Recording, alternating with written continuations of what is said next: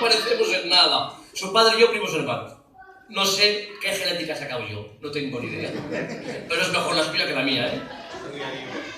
Le doy gracias a vuestro pastor, José Carlos, que haya tenido el bien de invitarme. Amén.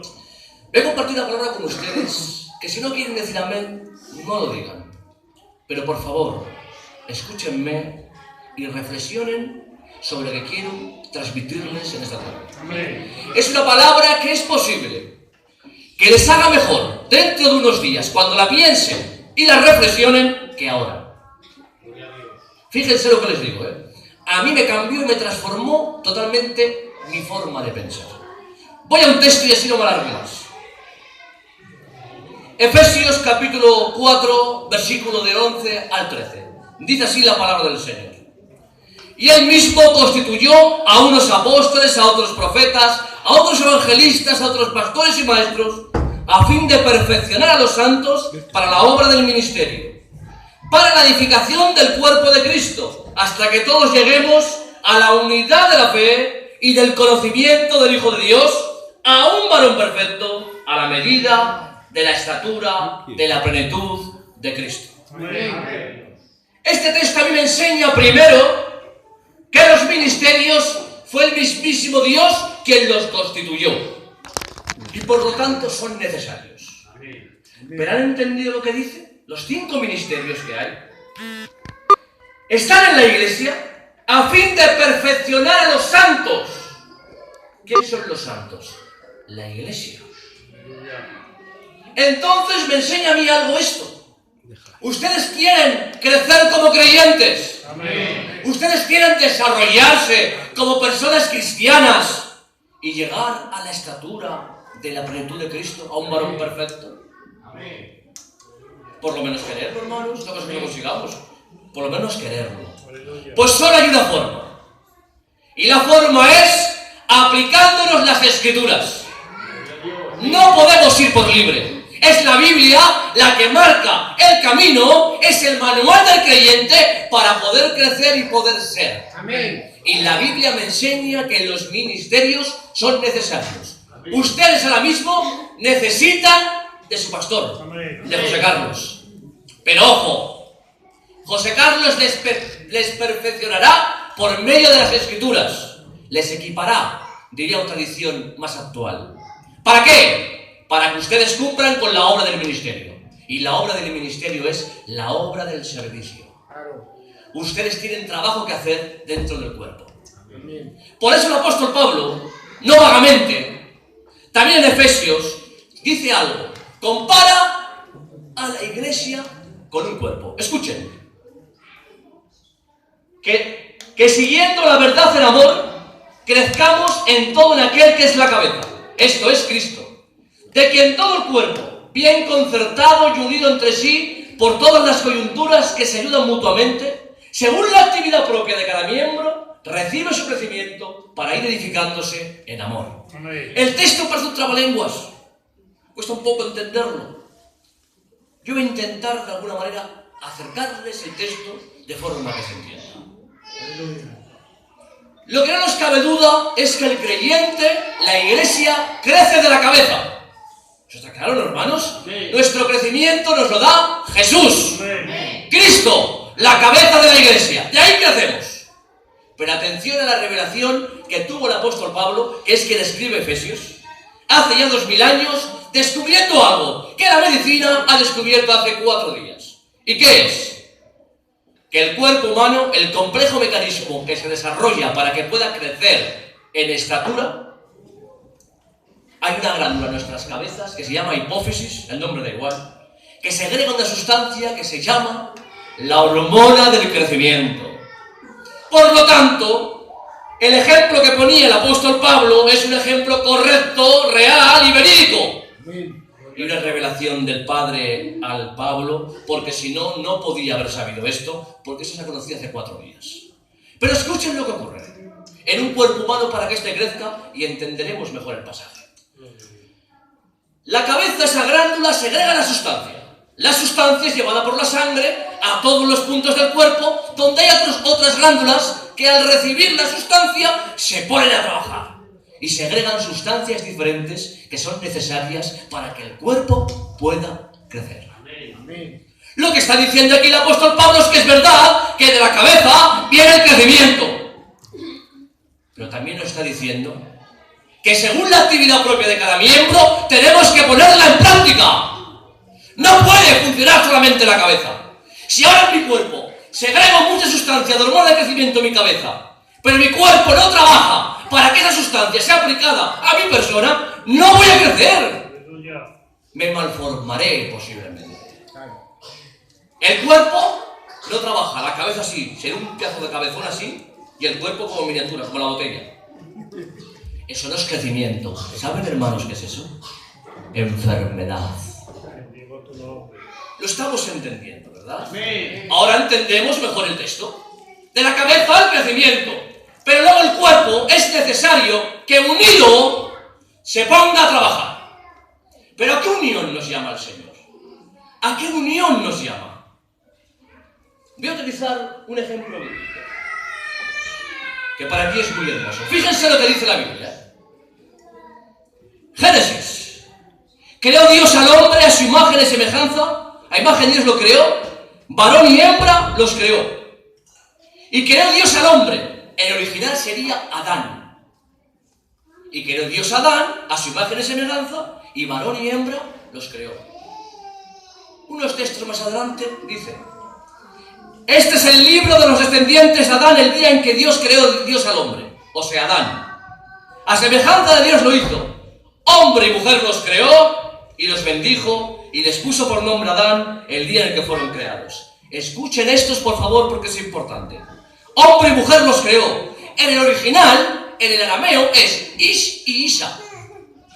Dice, y crea Dios al hombre y a la mujer y les pone a los dos el mismo nombre. Léanlo. No lo digo yo, lo dice la Biblia. Los llamó a los dos Adán. Y ustedes me dirán, ¿y dónde está Eva? Porque la Biblia habla del nombre de Eva. Si ustedes leen la Biblia con detenimiento, verán que el nombre de Eva no aparece hasta después de la caída. Porque anteriormente a la caída, el diseño original de Dios para el ser humano era que vivieran en una armonía y una unidad tan íntima que con un hombre era más que suficiente para ellos. Se definieron los géneros: Ish, Isha, hombre y mujer, varón y hembra, pero sin nombres. Con uno valdría porque en esa unidad perfecta los creó el Señor. El Adán que puso nombre a todas las especies de la tierra, léanlo, era un profesional poniendo nombres a Adán. Y más en aquellos tiempos donde los nombres siempre tenían que ver con la personalidad de a lo que ponía nombre. Iban en relación los nombres con la persona.